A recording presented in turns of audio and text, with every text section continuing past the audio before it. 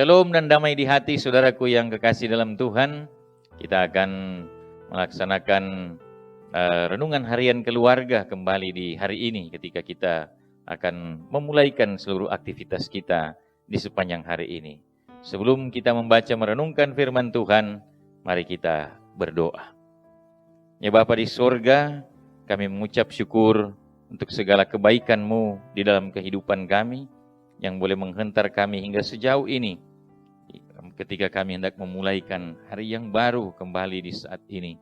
Kami mengundang Engkau Tuhan dan selalu menempatkan Engkau di dalam kehidupan kami, yang utama dan yang terutama. Oleh karena itu, ketika kami hendak mengawali hari ini, kami hendak mendasarinya dengan membaca merenungkan firman-Mu. Kiranya Engkau kuasai kami dengan Roh-Mu yang kudus di mana saja kami berada saat ini, sehingga benar-benar firman-Mu akan meneguhkan kami, memperlengkapi kami, memotivasi kami, memberi kami semangat untuk menjalani hari-hari hidup kami di sepanjang hari ini, bahkan di hari-hari ke depan. Ampuni salah dan dosa kami ya Tuhan. Dengarkanlah doa kami di dalam nama Yesus Kristus. Amin.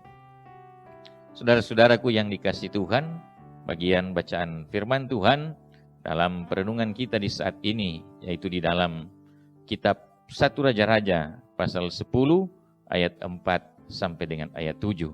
Firman Tuhan berkata demikian. Ketika Ratu Negeri Sheba melihat segala hikmat Salomo dan rumah yang telah didirikannya, makanan di mejanya, cara duduk pegawai-pegawainya, cara pelayan-pelayan yang melayani dan berpakaian, minumannya dan korban bakaran yang biasa dipersembahkannya di rumah Tuhan, maka tercenganglah ratu itu.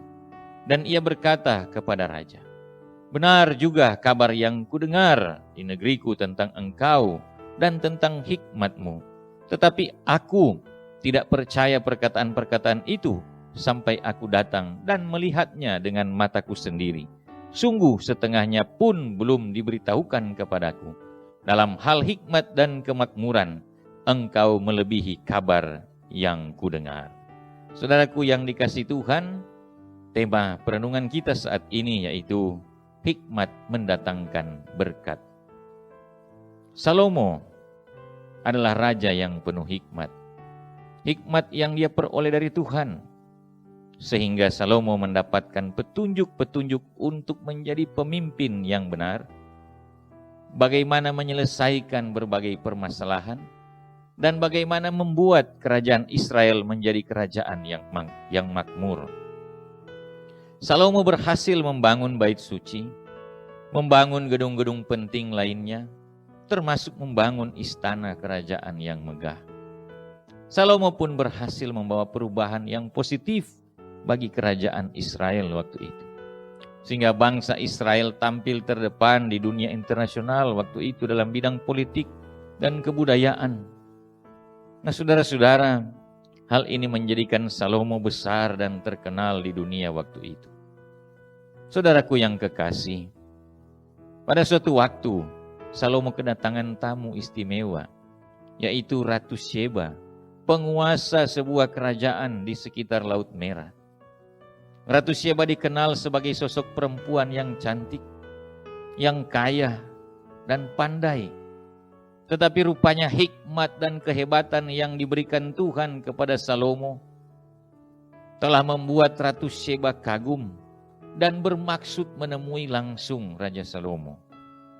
Saudaraku yang kekasih dalam Tuhan, menurut bacaan Alkitab saat ini, dalam 1 Raja-Raja 10 ayat 4-7 dikatakan bahwa ketika Ratu Negeri Sheba melihat segala hikmat Salomo dan rumah yang telah didirikannya, makanan di mejanya, cara duduk pegawai-pegawainya, cara pelayan-pelayannya melayani dan berpakaian, minumannya dan korban bakaran yang biasa dipersembahkannya di rumah Tuhan, maka tercenganglah ratu itu. Dan ia berkata kepada raja, "Benar juga kabar yang kudengar di negeriku tentang engkau dan tentang hikmat-Mu. Tetapi aku tidak percaya perkataan-perkataan itu sampai aku datang dan melihatnya dengan mataku sendiri. sungguh setengahnya pun belum diberitahukan kepadaku. Dalam hal hikmat dan kemakmuran, engkau melebihi kabar yang kudengar. Saudaraku yang kekasih, hikmat Salomo telah mendatangkan berkat, mulai dari pengakuan dari orang lain, bahkan pengakuan dari dunia, hingga berkat dalam bentuk materi yang berlimpah. Saudaraku yang kekasih, setiap orang ingin berhikmat, sebab hikmat berarti bijaksana, berpengetahuan luas, bisa membuat pertimbangan yang baik, bisa mengambil keputusan yang tepat, tahu diri, tahu berterima kasih, bisa menghargai orang lain, tahu memberi, waspada, cermat, dan lain sebagainya. Tetapi yang terpenting, arti yang terdalam dari hikmat adalah mengetahui yang baik dan melakukannya. Saudara-saudaraku, hikmat lebih terasa lagi manfaatnya ketika kita diperhadapkan pada situasi harus mengambil keputusan di saat tertekan atau terjepit. Sehingga kita tidak akan salah membuat pertimbangan, tidak salah mengambil keputusan, atau tidak salah pilih. Firman Tuhan dalam Yakobus 1 ayat 5 mengatakan, apabila di antara kamu ada yang kekurangan hikmat, hendaklah ia memintanya kepada Allah yang memberikan kepada semua orang. Demikian pula dalam Amsal 1 ayat 7 dikatakan, takut akan Tuhan adalah permulaan pengetahuan. Saudara-saudaraku yang dikasihi Tuhan, hikmat dalam bahasa Ibrani adalah hokmah, berarti juga pengetahuan.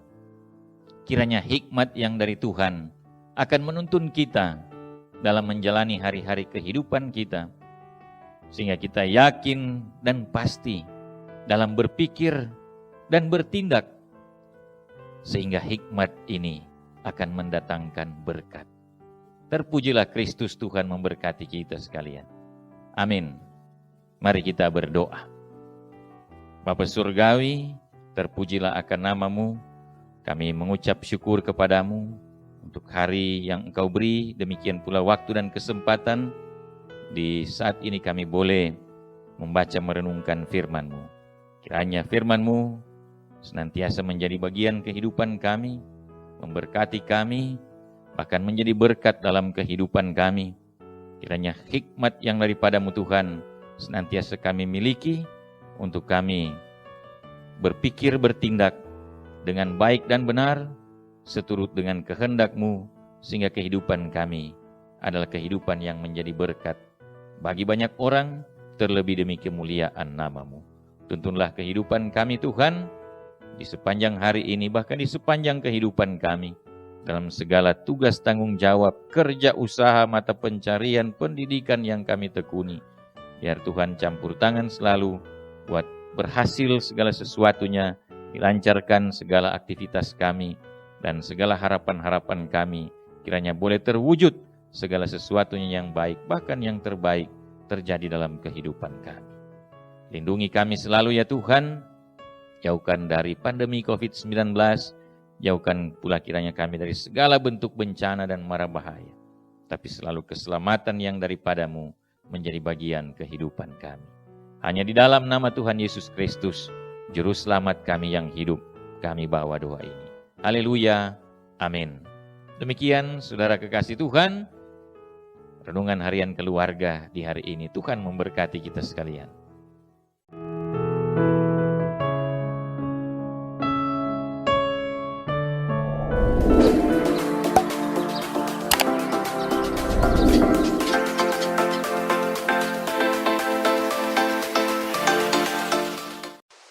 Jangan lupa subscribe channel Demi Bukit Moria Rike.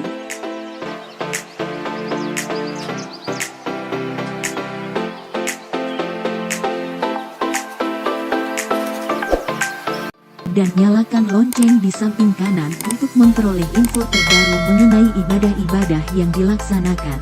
Salam sehat. Tuhan Yesus memberkati kita semua. Shalom.